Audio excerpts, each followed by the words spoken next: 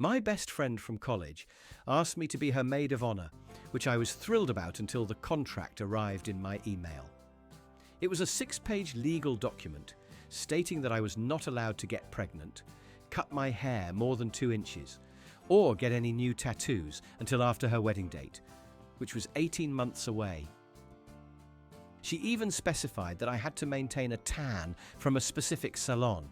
When I told her she was being insane, she told me that I was clearly not invested in her special day and blocked me on everything. We haven't spoken in 3 years. I was a bridesmaid for a woman I worked with who decided to have a destination wedding in a very expensive part of Italy. Not only were we expected to pay for our own flights and 5-star hotel rooms, but she also demanded that we all pitch in to pay for her $10,000 designer wedding gown. Her logic was that since we were her closest friends, we should want to see her looking her best without her having to go into debt. When none of us agreed to pay more than $50, she sent out a mass email rescinding our invitations and calling us financial parasites.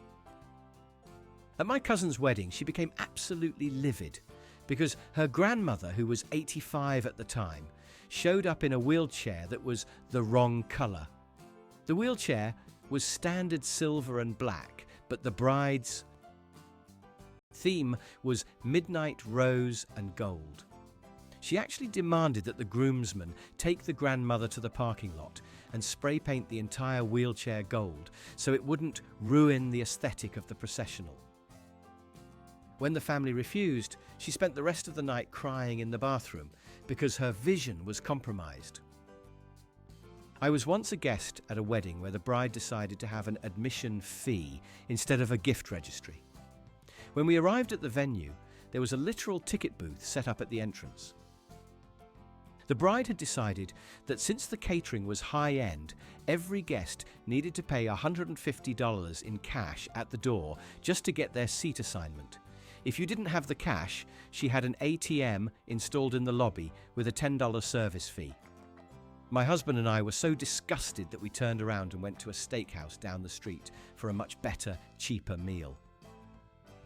My sister's wedding was a nightmare of epic proportions.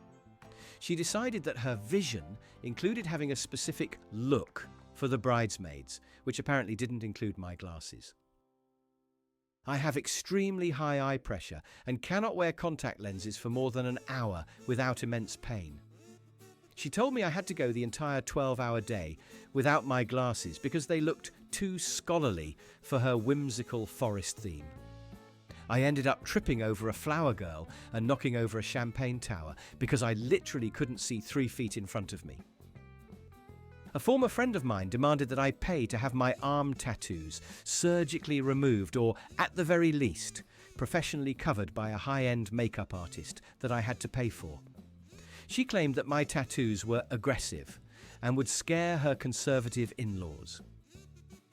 The kicker was that she knew I had those tattoos for 10 years. When I suggested wearing a long-sleeve dress, she said that would ruin the symmetry of the group, since everyone else was wearing sleeveless. I ended up dropping out of the wedding, and she tried to sue me for the cost of the lost bridesmaid dress. I worked as a wedding photographer for a woman who was the ultimate bridezilla. In the middle of the reception, she realized that the sunset wasn't as vibrant as she wanted for the outdoor photos. She actually screamed at me, demanding that I fix the sky immediately. When I explained that I could edit it in post-production, she lost it and said she wanted the guests to see the perfect sunset in real time. She then tried to demand a 50% refund on her photography package because I failed to coordinate with the weather, despite the contract saying nothing about meteorology. One bride I knew sent out a physical requirement list to all of her bridesmaids 6 months before the big day. It wasn't just about weight. She required us all to get professional teeth whitening, a specific brand of eyelash extensions, and she even suggested that one girl get a minor chin filler to make her profile look better in the group shots. She offered to subsidize the filler by 10%, as if that made it better.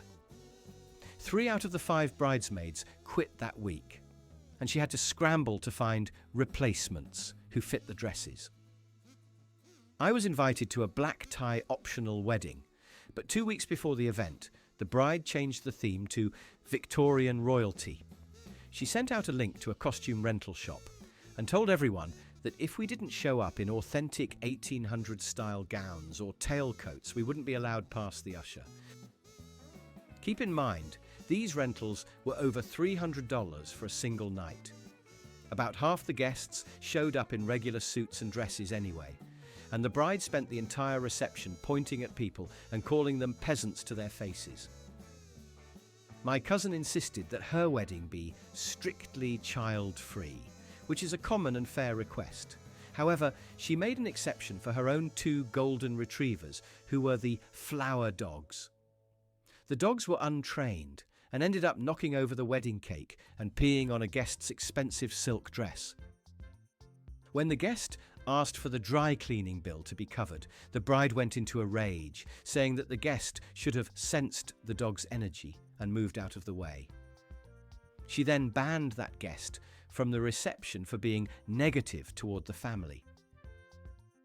I once heard a bride demand that her maid of honor break up with her boyfriend of 4 years because he was too tall and would look awkward standing next to the shortest groomsman in the photos. She told her friend, "It's just for the wedding season, you can get back together in a few months if you really want to, but right now he's ruining my lines." The maid of honor chose the boyfriend, obviously, and the bride actually sent her a bill for emotional distress because she had to reorganize the seating chart at the last minute.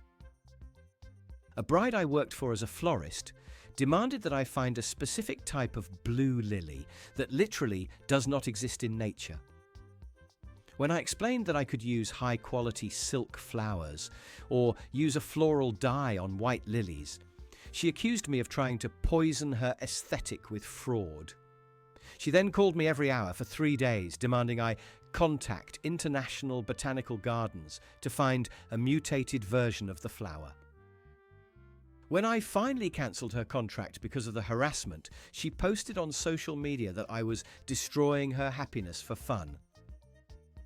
During a wedding I attended as a +1, the bride stopped the entire ceremony because a plane flew overhead. It was a normal commercial flight, but she was so insulted by the noise that she demanded the venue coordinator call the airport and ground the flights for the next hour. When told that was impossible, she sat down on the altar and refused to continue the vows until the coordinator apologized in writing for the unforeseen sonic interference. The groom just stood there, looking like he wanted to vanish into the earth. I was a bridesmaid for a girl who insisted that we all needed to have the exact same shade of natural sun-kissed tan. The problem was that one of the bridesmaids was of Icelandic descent with extremely pale, sensitive skin, and another was African American. The bride actually bought the pale girl a bottle of cheap, dark self-tanner and told the other girl she needed to find a way to brighten her glow so they would all match the sepia filter she planned to use on her Instagram photos. Needless to say, the wedding party dissolved within days. My college roommate was a total bridezilla who demanded that her bridal shower be gift minimum. She explicitly wrote on the invitations that any gift valued under $200 would be rejected at the door and the guest would be asked to leave. She even had a person stationed at the gift table with a laptop to look up the retail prices of the items brought in. I watched her hand a toaster back to her own aunt because it was on sale for $45, telling her that cheapness is a sign of disrespect. A bride I know demanded that her sister, who was the maid of honor, reschedule her own life-saving gallbladder surgery because the recovery time would mean she'd have to use a cane during the wedding walk. The bride said, "A cane doesn't fit the boho chic vibe I've spent 2 years planning. Can't you just hold the surgery for 2 more weeks?" Her sister ended up having an emergency rupture a week before the wedding, and the bride complained that the hospital stay was attention-seeking behavior. At a high-end wedding in New York, the bride demanded that the waitstaff all be over 6 feet tall and traditionally handsome, so they wouldn't look cluttered in the background of her TikTok videos. When the catering company told her they couldn't hire based on looks and height due to labor laws, she tried to fire them on the morning of the wedding. She ended up having no food service for 3 hours until her father stepped in and paid the caterers a disrespect bonus just to get them to stay. I was once told by a bride that I couldn't wear my engagement ring to her wedding because my diamond was notably larger than hers, and she didn't want people comparing our rings during the cocktail hour. She asked me to either leave it at home or wear a band-aid over it so nobody would see the distraction. I told her I would just stay home instead, and she had the audacity to ask if I would still send my gift, since she had already paid for my plate of chicken. My boss's daughter was getting married, and she demanded that all of her father's employees spend their Saturday volunteering to set up the outdoor venue for free. She called it an opportunity to show loyalty to the firm. We spent 8 hours in 90-degree heat, moving heavy wooden tables and hanging lights. Not only were we not invited to the wedding itself, but she didn't even provide us with water while we worked. When someone complained, she told her dad to fire them for having a poor attitude. One bride I know demanded that her man of honor, her best male friend, shave off his signature beard of 10 years because she felt it made him look too rugged for her soft pastel wedding theme. When he refused, she tried to bargain with him, saying he could grow it back right after the wedding if he wanted, but he had to be smooth as a baby for the photos. He ended up attending as a regular guest, and she made the photographer crop him out of every single group photo he happened to be in. I was a bridesmaid for a woman who insisted on a 4:00 a.m. spirituality and bonding Zoom call every single morning for the 30 days leading up to the wedding. We were required to be fully dressed, wearing makeup, and ready to discuss our intentions for her marriage. If anyone missed a call or looked tired, she would dock friendship points and threaten to demote us to junior guests. Most of us were working full-time jobs, and the lack of sleep made the actual wedding day a blur of exhaustion.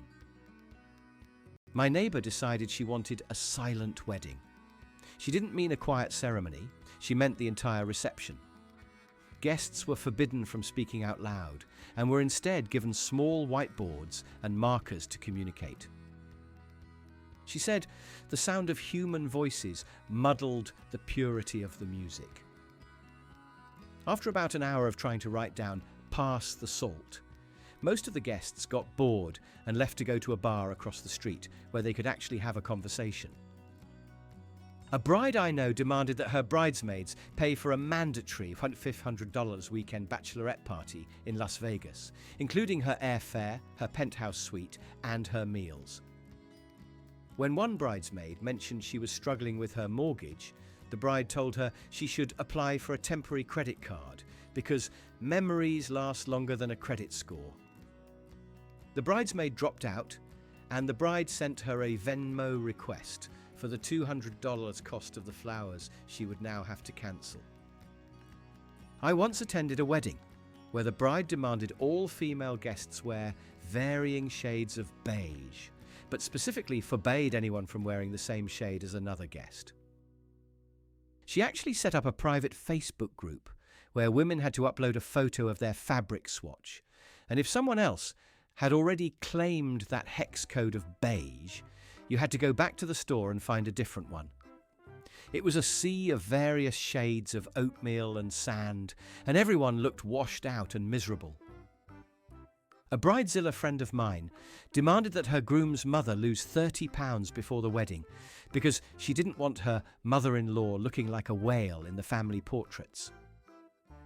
She even went so far as to send her a daily meal plan and asked for photos of her scale every Monday morning. The mother-in-law eventually snapped and told her son she wouldn't attend unless he got his fiancée under control. The wedding was cancelled 2 weeks later because the groom realised his mother was right. During my time as a bridal consultant, I had a bride scream at a teenage flower girl because the girl lost a tooth the week before the wedding. The bride claimed that the gap-toothed look was white trash and demanded the girl's parents take her to a cosmetic dentist to get a temporary flipper or crown. The parents were horrified and pulled their daughter out of the wedding. The bride then sued the parents for the cost of the ruined vision of her flower girl aesthetic. My friend's wedding had a no perfume policy, which seemed reasonable for allergies, but it evolved into a no scented anything policy. She demanded that all bridesmaids use an unscented deodorant brand she provided, and forbade us from using our regular shampoo or hairspray for 3 days prior to the wedding, because she had an extremely sensitive nose to non-organic scents. On the day of, she literally went around sniffing our armpits to ensure compliance before letting us walk down the aisle.